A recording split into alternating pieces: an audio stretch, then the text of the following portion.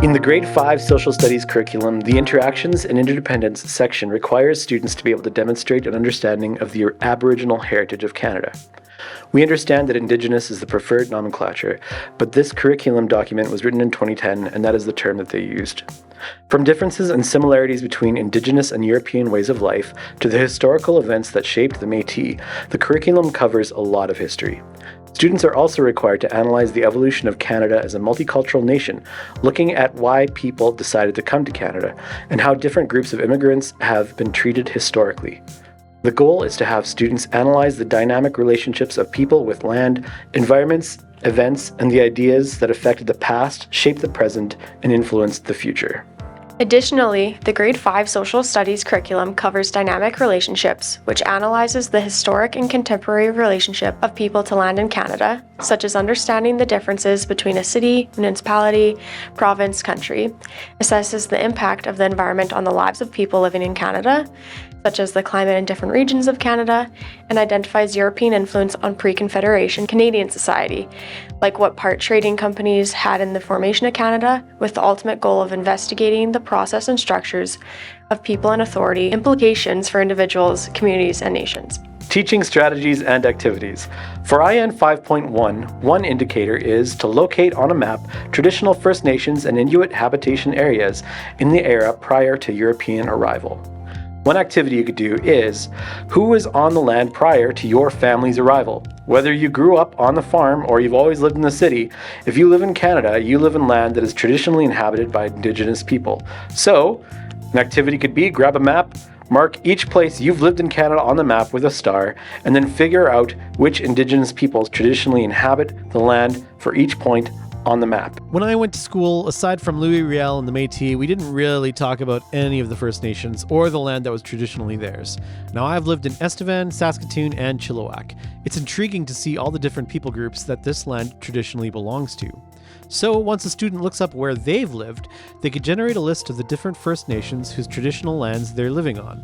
They could research one, like, for example, the Assiniboine, and draw a picture about something they've learned. IN 5.2 says, analyze the evolution of Canada as a multicultural nation.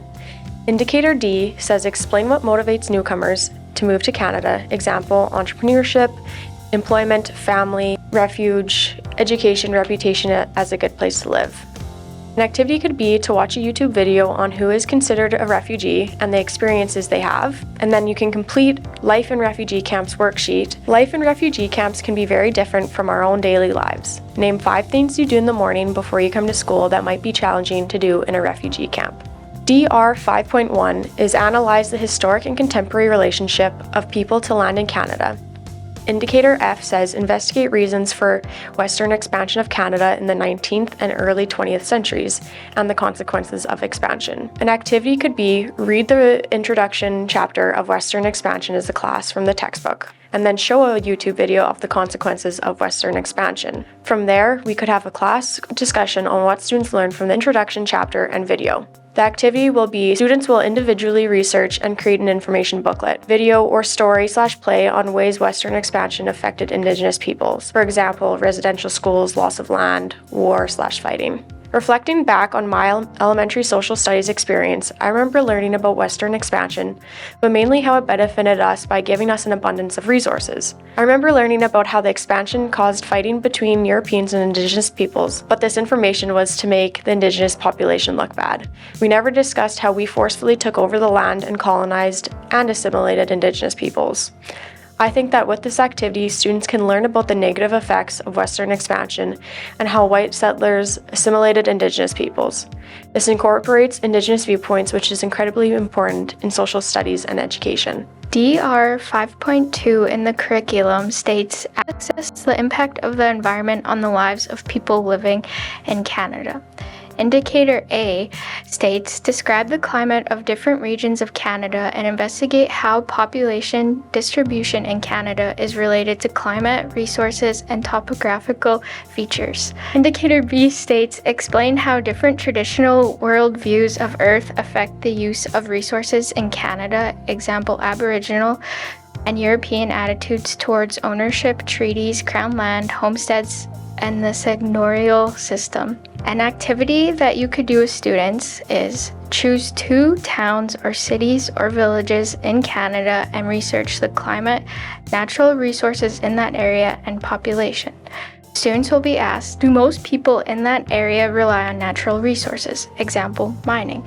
How do they view the use of natural resources? Example, the oil industry. Should we continue relying on the oil industry or switch to renewable resources? How does climate impact natural resources? Example, farming. Students will be asked to present their findings in a poster. My personal connection to this is that I grew up in rural Saskatchewan.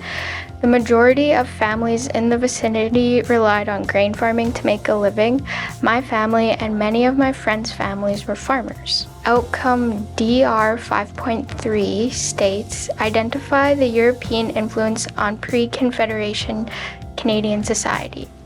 Indicator A states, plot the principal voyages and experiences of the first European explorers who came to what is now Canada, and discuss the impact of voyages on the societies encountered. After watching Canada history, timelines, and animation in 5 minutes, in partners, students will brainstorm, why did Europeans come to what is now Canada?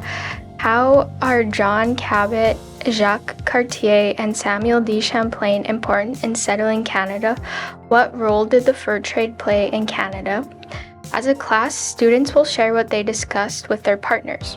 My personal connection to this activity, I remember when I was in grade 5 watching a similar video of pre-Confederation Canada, and I remember how my teacher would stop and pause the video and discuss important ideas with us. I found that this lesson was very engaging and I enjoyed the video. Any missing viewpoints?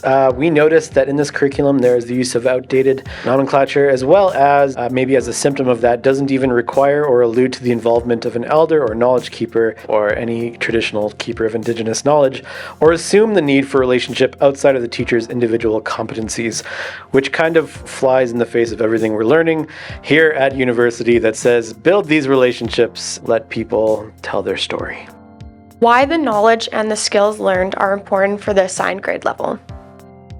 The knowledge and skills learned in grade 5 social studies are important to help students develop a sense of self, community, and place. The learning of history and its different perspectives and different cultures allows students to be aware of different understandings and worldviews, which in turn helps create a sense of self, community, and place. I think social studies is in a unique position to set students up to be lifelong learners. Social studies is dynamic. The conversation is constantly adjusting and shifting. When social studies is just rote memorization of biased historical fact, it does nothing to encourage students to seek out information. And in social studies, everything is constantly changing, even history is interpreted differently. And because of this, it is important for students to learn how to ask good questions and hold on to their answers loosely, knowing their answers will need to be reevaluated at some point because more nuanced information will become available. The curriculum has plenty of leeway for teachers to achieve outcomes in a way that enables students to engage dynamically. I think that the knowledge and skills learned are important because they will help students become engaged citizens. Students will have an understanding of both contemporary issues in Canada and historical movements in the past. This will help students formulate their opinions and beliefs surrounding current events. Thanks for watching!